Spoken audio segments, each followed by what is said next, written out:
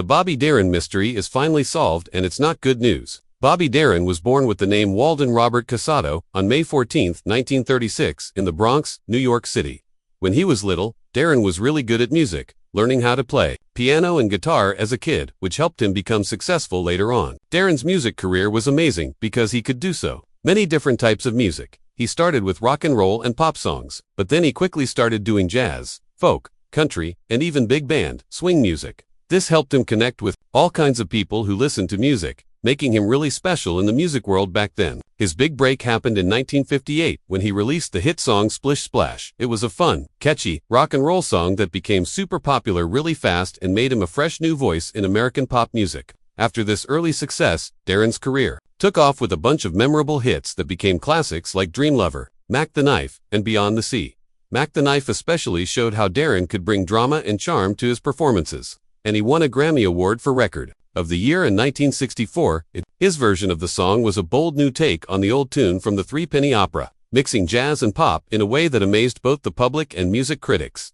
This success made Darin famous all over the world and put him among the greatest American performers ever. Bobby Darin's 1960 recording of Artificial Flowers is a great example of how he could mix opposite things in music to create something really powerful and memorable. The song was originally written by famous Broadway writers Sheldon Harnick and Jerry Bach for their musical Tenderloin, a show that talked about dark and serious social problems, including how child workers were treated badly in 1800s New York City. The words of Artificial Flowers sadly tell the tragic story of a child worker who died too young, making people feel deep sadness and sympathy. But instead of using a sad or depressing sound that you might expect with such a story, Darin decided to perform the song with a jazzy big band arrangement created by arranger Richard Wess. This musical background was lively, energetic, and full of life, with loud horns, swinging beats, and upbeat tempos that were typical of big band jazz styles. This deliberate difference between the tragic and heartbreaking words and the upbeat jazzy music made the song even more emotionally powerful, making listeners think about the story on many different levels. It showed Darin's creative approach to performing songs, his willingness to try new things, and his amazing ability to bring theatrical and storytelling elements into popular music performances. This recording not only showed Darin's musical skills in many areas, but also highlighted how sensitive he was to telling stories through songs, hinting at the different directions his career would go in the coming years. Moving forward to 1962, Bobby Darin made a big change in his musical style by writing and performing country music, a type of music that let him explore themes of love, heartbreak, and everyday life with a fresh and real voice. This change was marked by several successful singles that really connected with both American and international audiences.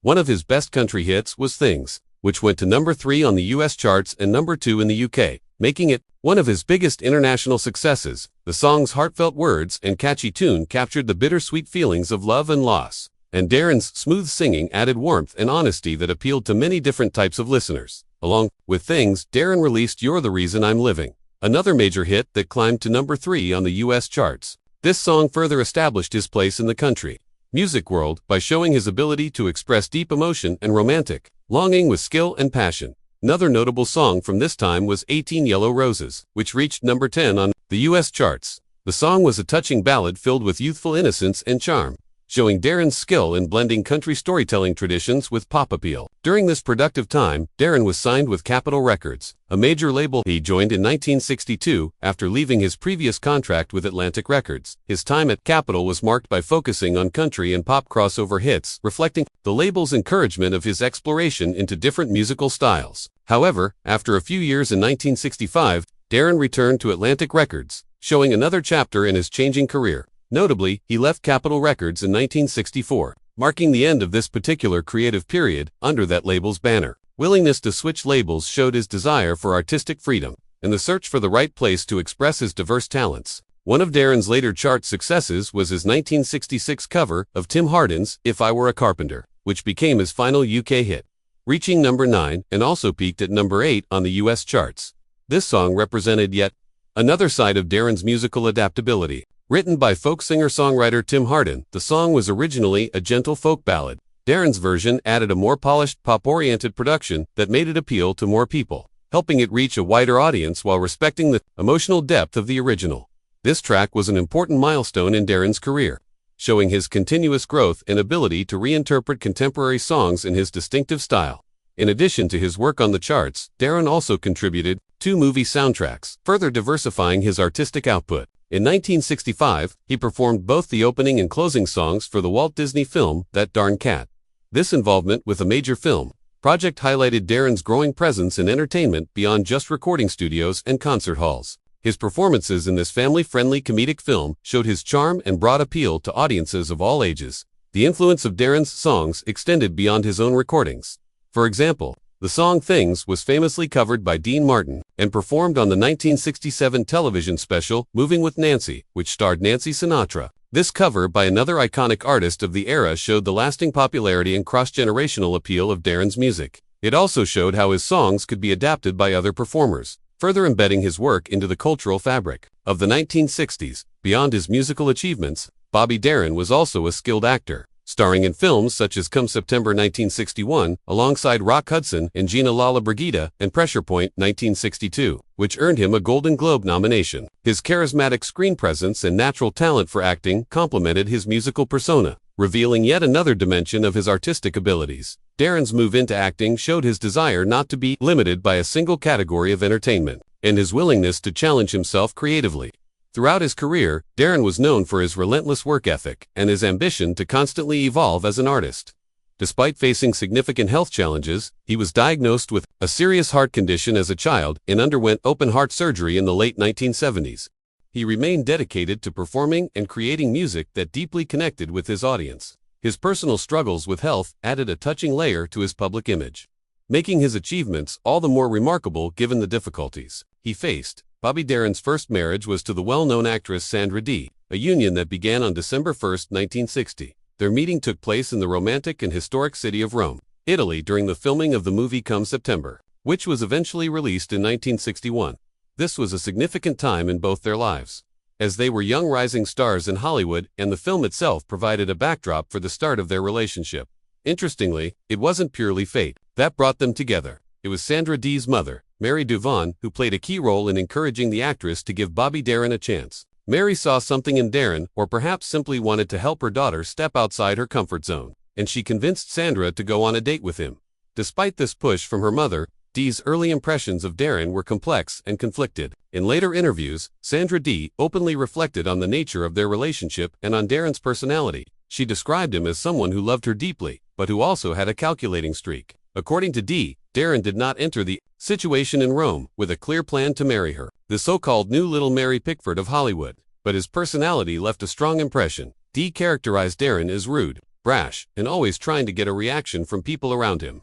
She admitted to not liking him much at the start, even calling him a conniving so-and-so. These honest words reveal a complicated dynamic where attraction and irritation existed together. Despite these tensions, their relationship moved forward, and on December 16, 1961, the couple welcomed their son, Dodd Mitchell Darin. This new addition to their lives marked a milestone that seemed to cement their partnership. Throughout the early 1960s, Bobby Darin and Sandra Dee were seen as Hollywood's golden couple, a glamorous pair that captured the public's imagination and media attention. They represented the ideal of youthful success and charm, making red carpet appearances and engaging in projects that often linked their personal and professional lives.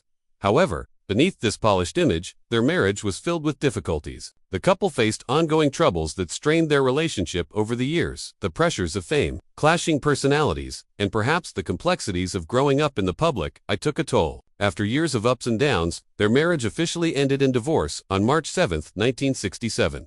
This breakup marked the close of a significant chapter in Darin's personal life, one that had shaped much of his public image during that era.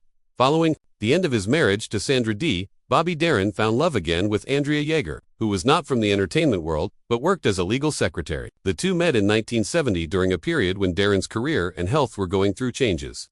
Their relationship developed more quietly and privately compared to his first high-profile marriage.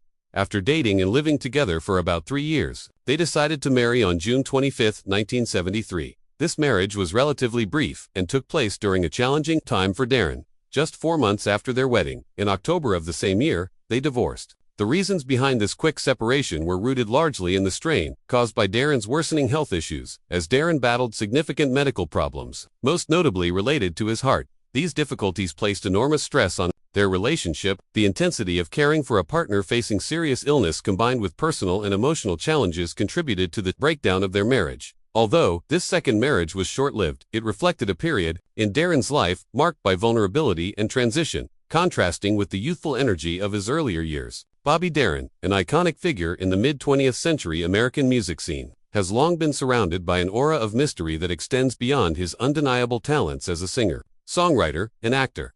For decades, fans and historians alike have wondered about the mysteries surrounding his life, particularly the circumstances leading to his untimely death at the young age of 37. Recently, previously unknown details have come to light that finally shed a harsh and sobering light on the truth behind these mysteries. And unfortunately, the revelations are far from uplifting.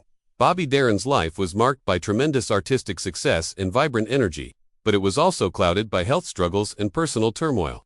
Born Walden Robert Cassoto in 1936, Darin's meteoric rise from humble beginnings to stardom seemed almost destined. His ability to cross genres from rock and roll to jazz to folk showed a rare versatility that few of his contemporaries could match. However, behind this dazzling public persona was a man battling lifelong health issues related to a congenital heart defect. For years, Darin pushed himself relentlessly, touring, recording, and acting, seemingly determined to live life at full speed despite his physical limitations. The mystery surrounding his death has long puzzled those close to him and fans alike. Initially, Darin's death in 1973 was attributed to heart failure, a tragic but somewhat expected outcome given his medical history. Yet, whispers persisted about whether his death might have been hastened by other factors, including lifestyle choices, emotional stress, or even medical neglect. These speculations remained largely unconfirmed until recent investigations unveiled previously sealed medical records and testimonies from those who were part of his final days. The truth is unsettling. Darin's heart condition was made worse by a combination of neglect and risky behavior, including a refusal to strictly follow medical advice,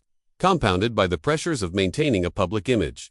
More troubling still are the revelations about the management of Darin's health and career by those around him. Behind the scenes, those responsible for his care and career were often more focused on profit and public perception than on his well-being. The intense demands of the entertainment industry in the 1960s and early 1970s meant that Darin was pushed to perform even when physically fragile. Reports suggest that some doctors were pressured to clear him for shows and recording sessions despite clear signs of distress. Furthermore, the emotional toll of navigating fame, a complicated personal life, and chronic illness led Darin into bouts of depression and isolation, further weakening his resilience.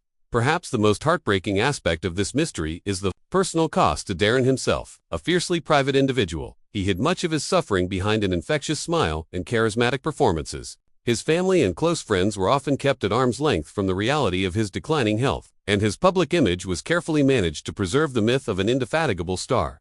This dual existence between the man the world adored and the man struggling in private added a tragic dimension to his story. Ultimately, the mystery was not just about how he died, but about how a young man with so much talent and promise was allowed to endure so much pain and neglect. The final solving of the Bobby Darin mystery forces us to reconsider the true cost of fame and the responsibilities owed to those who live in its glare. It is a sobering reminder that behind the glamour and success often lies vulnerability that is too easily ignored or dismissed. The story of Bobby Darin serves as a cautionary tale about the dangers of pushing individuals beyond their limits and the critical importance of genuine care and compassion both from medical professionals and from those closest to the stars. The truth may not be good, but it finally allows us to see the full human story of Bobby Darin, not just a legend.